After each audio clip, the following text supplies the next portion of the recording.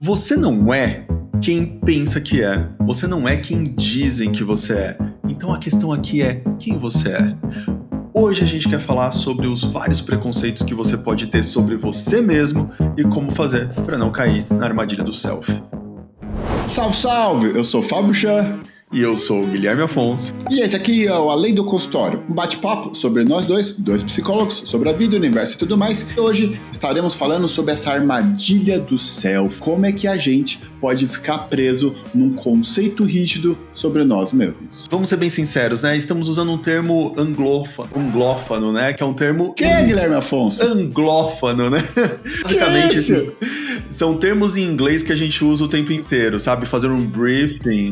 Hot dog. Hot dog. Ok, entendi. E self tá dentro dessa, né? Mas no fundo, a gente quer falar sobre noções de eu, noções de identidade, como você se define. E sendo bem sincero, Fábio, aqui é o grande problema da maioria das terapias ali no início. A gente pergunta pros pacientes, e aí, quem é você por você mesmo? E aqui todo mundo trava, não é mesmo? Essa é uma pergunta que todo psicólogo gosta de fazer, né? Porque não existe uma resposta simples e nunca vi alguém que não se complica em tentar responder isso. Meus pontos fortes, meus pontos fracos, eu tenho que falar sobre o que os outros falam de mim. Enfim, é uma pergunta capciosa, porque acaba dizendo bastante aqui de como a pessoa se observa, como a pessoa se percebe, inclusive o que ela leva em consideração para criar esse conceito rígido. E é justamente aqui que está uma grande armadilha. É a gente ter esse conceito rígido sobre nós. A gente pode pensar, por exemplo, no primeiro núcleo que a gente participa socialmente, né? Que é o núcleo familiar. A gente nasce, alguém dá um nome pra gente, que a gente não escolheu. Às vezes é um nome carregado de significado, às vezes é um nome homenageando alguma coisa ou alguém. A partir disso, tem uma série de expectativas a respeito da gente. Meus pais, eles não puderam progredir tanto no estudo por questões econômicas e tudo mais, e eles tinham uma expectativa de que eu estudasse bastante, de que eu frequentasse a escola, tirasse boas notas. E aí vem o primeiro grande rótulo que eu me lembro, Fábio. Eu era inteligente, mas preguiçoso. Olha, esse menino quando precisa faz, mas também conversa demais, não entrega as coisas, ele é meio preguiçoso. E obviamente isso vai impactando, né? Eu começo a entender que tudo aquilo que exige esforço, é melhor eu não me aproximar, porque lembra, eu sou inteligente, mas preguiçoso. E a gente começa, de alguma maneira, ali dentro de casa e depois dos outros grupos sociais que a gente vai participando, escola, faculdade, primeiro emprego, a gente começa também ali a acumular alguns rótulos ou conceitos ou avaliações que o grupo faz da gente. A gente está bastante preocupado em pertencer a esses grupos, em ser aceito por esses grupos, para poder trabalhar dentro desses grupos, para poder permanecer dentro desses grupos. E ali na adolescência a gente muitas vezes começa a participar de grupos, e esses grupos têm expectativas sobre a gente, eles rotulam a gente de determinadas formas, e isso vai restringindo a gente. Você lembra de alguma questão na adolescência, na escola, assim, que pega pra você? Tinha muita questão dos grupos, né? Você era dos grupos do roqueiro. Aí os roqueiros tinham as divisões, os tipos de roqueiro, era mais grunge, se você era mais emo, essa questão das tribos, né? E aí, de novo, olha como a gente começa a se identificar dentro de uma tribo, e de novo vem um rótulo para classificar quem nós somos, restringindo muitas vezes, inclusive, o quê? Os trejeitos que a gente poderia ter. Na minha época é isso, se você era de um grupo, você tinha um padrão de roupas, você tinha um padrão, inclusive, de comportamentos, e inclusive tinha que ter um padrão de relacionamento, porque se você fazia parte dessa tribo, você não se relacionava com a outra tribo. Olha a identificação, mas olha a restrição aqui. Qual que é o grande problema disso? É que a gente sempre quer se formatar, porque a gente tem, então, esse anseio pertencer, esse anseio pela aceitação. E aqui acho que é um grande link para a gente começar a falar disso. Afinal de contas, por que a gente aceita assumir alguns rótulos? Por que a gente busca se defender ou estar dentro, enquadrado de alguns rótulos como esse? Podemos começar na ideia de que o ser humano, primitivamente falando, o Homo sapiens, ele é um animal social. Ele é um animal que sempre funcionou melhor em grupo. Como vocês podem notar, não temos presas, não temos garras, não somos o melhor caçador, não somos aquela alta eficiência de proteção. O que garantiu inclusive, sob algumas perspectivas antropológicas, ainda garante a nossa sobrevivência, é o trabalho em grupo. Portanto, a gente tem um enorme anseio de pertencimento programado no nosso cérebro. A gente evoluiu, a gente selecionou ter este impulso natural, instintivo de pertencer, porque não pertencer, ser expulso do grupo, romper com o grupo, seria o sinônimo de morte de um ser humano primitivo, né? Faz sentido, Fábio? Sentido, Fábio? Tá em terapia, ô Guilherme Afonso? Você tá conversando comigo, Guilherme Afonso? Guilherme Afonso adora meter uma dessa. Faz sentido, Fábio? Pô, a gente tá na reunião e ele mete um desses. Assim, eu falo, Guilherme Afonso, você não tá em terapia, Guilherme Afonso. Porra! Ah, esses caguetes de terapia, droga.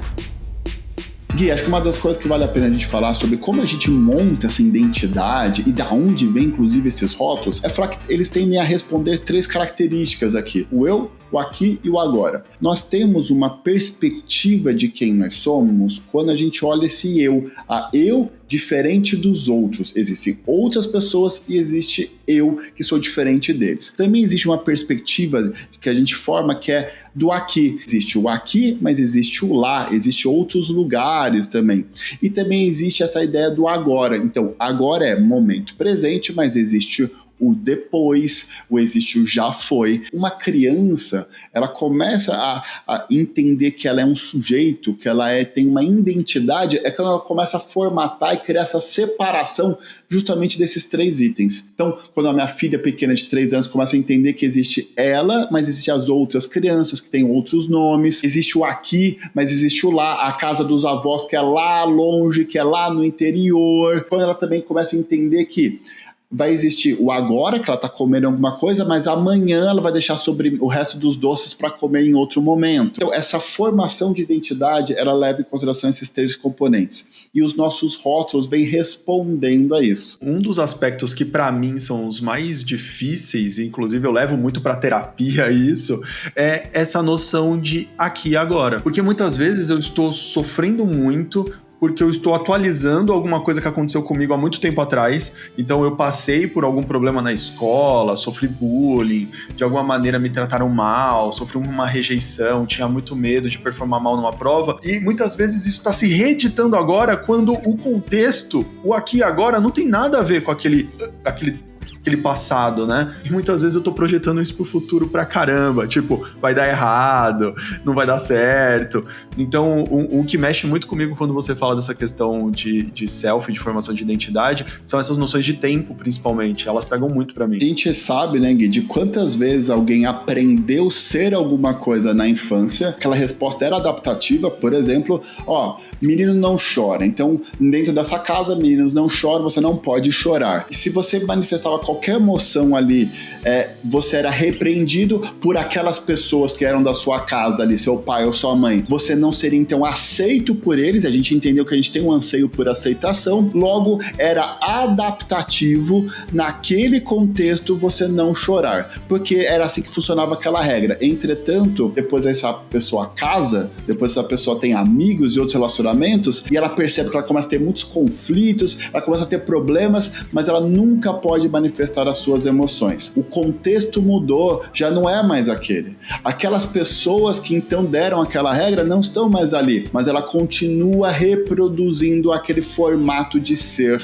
sujeito que até foi adaptativo em algum contexto, vinculado a tempo e espaço, mas não faz mais sentido no momento presente, com as novas relações, com as novas pessoas, com os novos outros que ela está se relacionando. E eu tenho certeza que um monte de gente deve se identificar com isso que você está dizendo, né? Nas casas, quando você morou com seu pai e com a sua mãe, você deve ter ocupado uma cadeira. Que cadeira foi essa? A cadeira do menino forte, orgulho do pai que não chora? A cadeira do menino inteligente que vai dar orgulho para a mãe e para o pai porque vai ser o primeiro a fazer faculdade? Que cadeira você ocupou? Às vezes, inclusive, você pode ter ocupado uma cadeira de bode expiatório, né? Onde você é ocupado pelas coisas não darem certo. Aqui está o grande problema dessa armadilha. Uma vez que a gente vai se identificando com esses rótulos que vão sendo atribuídos a nós pela família, pela nossa cultura, pelos nossos amigos, pelo nosso meio, a gente se torna rígido em responder e continuar respondendo. Por quê? O que é aceito, afinal de contas, são esses rótulos que as outras pessoas vão atribuindo até nós. A nossa identidade vai se vinculando com esses rótulos. Então, uma vez que eu tenho esses rótulos intrínsecos aqui dentro de mim, eu quero defender eles. Eu quero fazer que eu sou isso aí mesmo. Então, isso me torna rígido em continuar reproduzindo comportamentos que às vezes não são mais adaptativos, não são mais funcionais, e o pior, não me levam para lugar nenhum que se aproxime do que realmente é importante e relevante para nós. É aqui que a gente tem a armadilha, é assim que a gente fica preso no piloto automático. Agora, como a gente sai disso, como a gente desarma essa armadilha do self. Tem muita coisa para se explorar com relação ao self. Muitas vezes na literatura a gente vai ver as pessoas falando uma certa associação com aquele episódio sobre a armadilha da mente, como se fosse alguns exercícios de desfusão para você não comprar as histórias que sua mente te conta sobre si mesmo e por aí vai. É importante a gente fazer um exercício para tentar identificar e discriminar o que a gente fica tentando defender ou provar sobre nós mesmos. Olha, esse é um baita exercício difícil, só que no final das contas é muito recompensador você ter essa discriminação, porque é impagável ter a consciência dos conceitos que você foi comprando ao longo da vida e como eles podem estar te atrapalhando agora. A gente fala, né, Gui, de como a solução é não esse eu conceitual, ou seja, que está dentro de um conceito, dentro de um rótulo, mas sim um eu contexto, que está dentro da situação. Então, olha, eu posso responder em cada situação diferente. Sabe, naquele momento você fez aquilo, aquilo era um outro momento, era um outro contexto, aquilo não diz quem eu sou, aquilo não determina o que eu posso ou não posso fazer. E essa possibilidade de responder a situação, o momento, contexto a contexto, essa possibilidade, então, de ter uma flexibilidade nas suas opções, nos seus comportamentos. De forma simplória, claro, a gente aqui tem que ter muito mais coisas que a gente poderia dizer, muito mais ferramentas aqui, mas pro dia de hoje, responder de forma mais flexível, responder de forma contextual, pensando no aqui e agora, o que você quer fazer? Aí a gente sempre tá fazendo essa pergunta, né? Como eu me aproximo do que importa nesse momento? Então, não levando em consideração esse histórico, esses rótulos, mas sim o que me aproxima do que é importante e relevante para mim. Perceba como é necessário coragem para fazer isso, tá? E é por isso que muitas vezes as pessoas precisam de alguma companhia, seja um parceiro que é mais maduro, seja um terapeuta, mas muitas vezes a gente precisa de algum apoio para dar esses passos no escuro, porque é necessário bastante coragem. Também são válidas algumas considerações para que a gente não incorra em parecer muito simplista ou até mesmo invalidando as dificuldades que algumas pessoas têm para lidar com seus próprios rótulos, né? Essencial que a gente deixe claro, é natural querer pertencer, é natural querer participar de um grupo, é natural querer ser aceito pelos colegas de trabalho, pela sua própria família. É necessário, né, Afonso? Não é só natural, mas é necessário, na verdade, que a gente tenha essa necessidade atendida de aceitação e pertencimento. É necessário. Perceba, portanto, que essa é uma questão delicada. De maneira alguma, lidar com rótulos, lidar com o autoconceito é fácil. A gente tem uma outra camada que deixa isso ainda mais complexo, que é, hoje a gente vive numa sociedade do espetáculo. Hoje, cada um de nós tem uma rede social. Hoje, cada um de nós publica coisas sobre a própria vida. E, inclusive, se não publica, muitas vezes não consegue nem ter sucesso na sua carreira. Quantos médicos hoje têm que ser tiktokers? Quantos psicólogos, Fábio, também têm que se expor? Existe uma correlação, não existe ainda necessariamente evidências de causalidade de que quanto mais foi difundido o uso das redes sociais, pior foi se tornando a saúde mental das pessoas. Esses alertas, essas considerações aqui são essenciais de ser feitas, né?